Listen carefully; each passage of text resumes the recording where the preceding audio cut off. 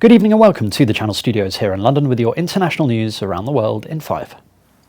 Myanmar's military rulers have blocked access to Facebook days after they overthrew the democratic government of Nobel Peace Prize winner Aung San Suu Kyi. Officials said the social media platform, which for many in Myanmar is the only access to the internet, would be blocked for the sake of stability. Facebook has become a key rallying point for the opposition to Monday's coup. In further civil disobedience, lawmakers are refusing to leave their compound in the capital, and more pot-banging was seen in the city of Yangon. The coup, led by the armed forces chief, installed an 11-member junta, ending a short period of majority civilian rule.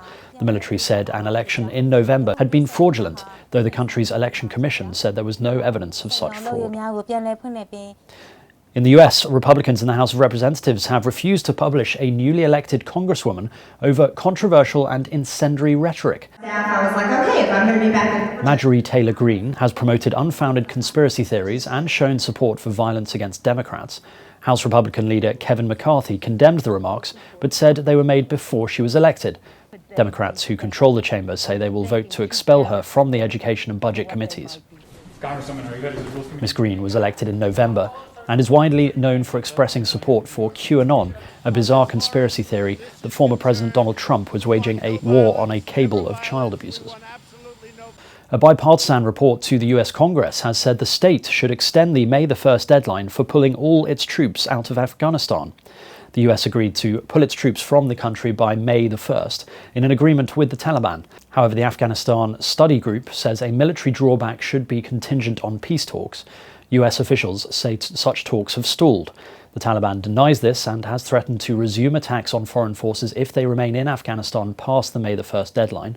According to the report, withdrawing all US troops could lead to civil war, destabilize the region, and reinvigorate the terrorist organization. A former child Ugandan soldier who became a commander of the rebel Lord's Resistance Army has been convicted of dozens of crimes, including widespread rape, child abductions, torture, and murder.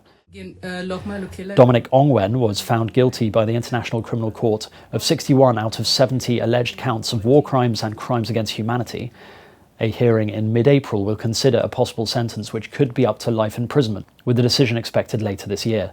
Judges at the court said Ongwen had acted out of free will in committing innumerable crimes between 2002 and 2005. The overwhelming evidence. An Iranian diplomat has been convicted of a plot to bomb a big French rally held by an exiled opposition group.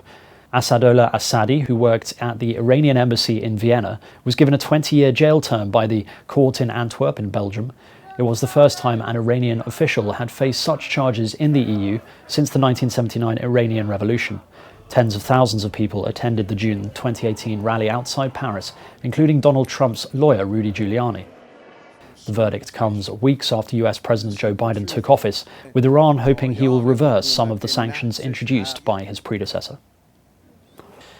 The UK has launched a trial to test the effectiveness of mixing two different COVID-19 vaccines. Participants will be given one vaccine dose followed by a second booster shot of a different vaccine. The trial will combine the AstraZeneca Oxford University vaccine with the Pfizer-BioNTech one. Scientists will assess the participants' immune response, as well as monitor for any unexpected side effects. The results are expected in June. British researchers said the study was crucial for understanding whether vaccines can be rolled out with greater flexibility around the world. The head of the Tokyo Olympics Organising Committee has apologised for making inappropriate remarks about women after calls for his resignation. The 83-year-old Yoshiro Mori retracted the comments but said he was not planning to stand down. The Games chief was earlier quoted as saying women talk too much and the meetings with many female board directors would take a lot of time. The Olympic Committee board currently has 24 members, 5 of whom are women. In 2019, the committee set itself a goal of increasing the number of female board directors to 40%. And finally, diners in Malaysia can now devour meals from inside their cars after a restaurant opened a drive-in service for people who are longing to dine out.